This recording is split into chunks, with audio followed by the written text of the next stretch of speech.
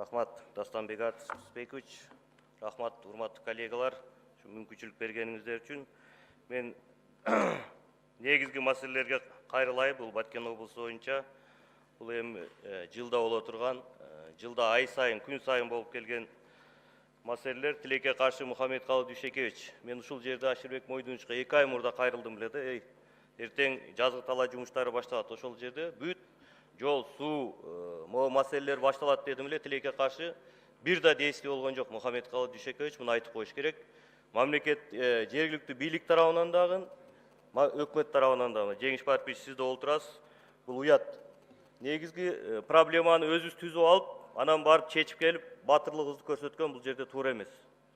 Мунун үстүнөн туура иштеп, ошо болбогон кичинекей маселелерин чечпегенин айынан ушул маселелер чыкты да. Ошон үчүн мен Карамат Бабашевна бир топ маселелерге кайрылып кетти. Мен негизгилерди айтайын. Мухаммедкалый Дүйшекевич, ошол Аксайдан Көкташ айылынан ары 200 миңден ашык калк жашайт. Лейлек району 180 миң, андан кийин Баткен районунун бир топ чоң мамлекеттери. Кечеги акал көрсөттү, биздин чоң районубуз анклавда калып калганда. Бул да биздин мурдагы чиновниктерибиздин кандай чебер сүйлөбөсүн, бирок алардын кол койгон документтери бул баары мамлекет үчүн чыккынчылык деп ойлойм. Ошол үчүн укук коргоо органдары да сиздер бул жактан юридикалык бааны беришиңиздер керек. Биз кыргыз жерин кантип өзүбүз арендага алабыз? Кыргыз жеринде өзүбүз куруп аткан жолду Жеңиш Парпич кантип бул жол эч кимге таандык эмес деп кол коебуз?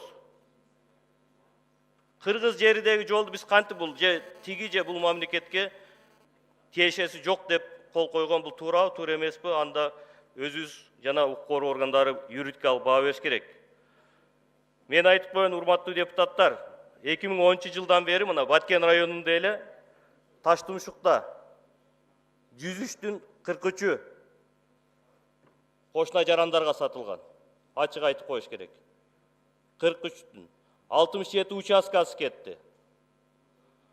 Андан сырткары Көкташта 28 үй, 62 участка кетти.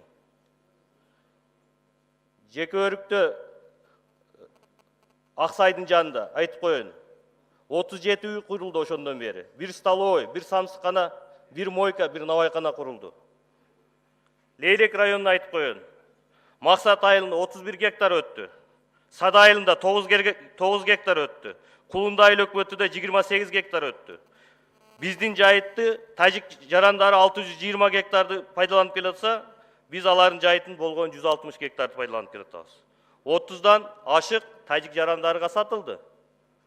Качанга чейин биз өзүбүздүн бакубаттуулугубузду көрсөтпөй, абай абалга чарбалык жумуштарды айтпаганда өзүбүздү өзү коркутуп, элибизди да коркутуп олтурабыз.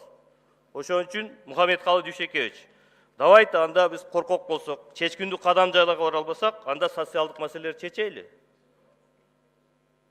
Жаңы жер айыл өкмөттө не только айдаганга суу, ичкенге суу жок. Өзүбүз жакшы билебиз ошону.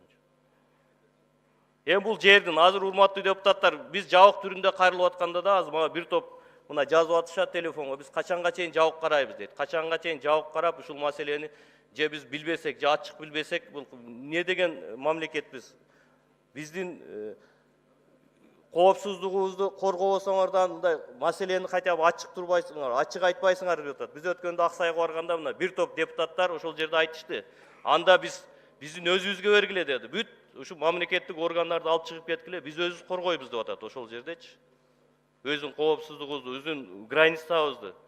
Ошо патриот элибиз биздин уялганынан, ошол кыргыз экенин, кыргыз жаран экенин, кыргыз мамлекеттин бүтүмдүгүнү сакташ үчүн ошол жерде жумушу жок болсо да, жашоого шарты жок болсо да, мына 30 жылдын тегереги болуп баратат, ошол элдерибиз жашап келатат. Ошон үчүн Мухаммедкалый Дүйшекевич, мен сизден дагы тез кадамдарга барып, Жогорку Кеңештин токтому кабыл алынган, анда да бир топ жумуштар жүргөн жок. Ошол чегара, өзгөчө чегара статусу бар айылдарга бардык салыктардан бошотуп, чечимдүү кадамга барыш керек. Андан сырткары пенсия, айлык, ошол жерде жашаган адамдардын пенсиялары, бардык төлөмдөрдү, пособиясы барбы 2 эсе көтөрөлү.